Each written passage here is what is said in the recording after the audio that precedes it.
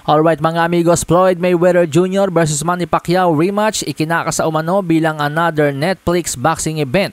Ayon sa report ng Boxing Insider na si Mike Coppinger.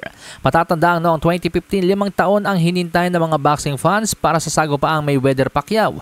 Imbis na 2010 sana ang laban, inaabot pa ng 2015.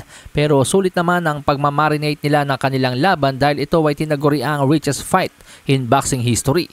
Kung saan tumabo nga po ito ng 4.6 million pay-per-view buys at nag-generate ng tinatayang humigit kumulang $600 million. Ang pagpasok ng streaming giant na Netflix sa ganitong mga kaganapan ay nagpapakita ng kanilang interes sa high-profile na boxing events. Nagkaroon ng interes ang Netflix sa mga ganitong klaseng event gawa ng sa kabila ng edad 58 ni Mike Tyson ay tumabo pa rin sa takilya ang laban nito kontra Jake Paul noong nakaraang taon.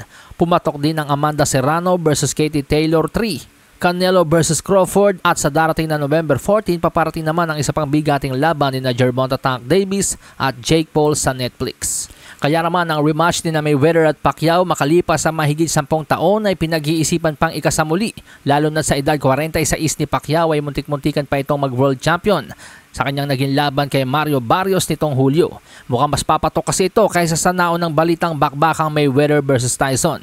So at least Mayweather versus Pacquiao rematch, hindi nagkakalayo ang size, hindi nagkakalayo ang edad, mas may potensyal pumatok. Samantala sa iba pang balita, naku po mga amigos, tablado na yata talaga si kabayan Charles Suarez na makarematch kay WBO World Junior Lightweight Champion Emmanuel Baquero Navarrete sapagkat ayon sa latest report ng Box Televisa, nagkasundo na nga daw po ang WBO at IBF champion na sina Navarrete at Sugar Nunez na maglaban at ang sabi January 24, 2026 ang target date habang ang venue ay hindi pa kumpirmado. Ito po't basahin natin ang post na translated na nga po sa English. Sabi po ay, "We've got a fight. Eduardo Nunez and Emmanuel Navarrete would fight on Saturday, January 24, 2026 at a venue to be confirmed." Si Suarez at Navarrete ay matatandang inutusan agad ng WBO na mag-rematch matapos gawing no contest ng CSAC, ang technical decision victory ni Navarrete. Kung nirule lamang ng referee na legal na suntok ang tumama at bumiyak ng kilay ni Navarrete, TKO sana ang panalo ni Suarez noong Mayo. Matatanda ang sinabi naman ng top-rank Vice President na si Carl Moretti sa pagpupulong na gagawaran ng kanyang kumpanya ang hiling ng WBO para sa isang rematch at gagawin nila ito sa isang napapanahong paraan. So sana mga amigos, naunahan lang sa pila si kabayan Charlie. Sana after nung Navarrete versus Nunez next in line si Suarez.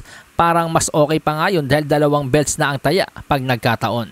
Malasahin ang baraha, patunayan mo sa akin ha, sino man ang mabunot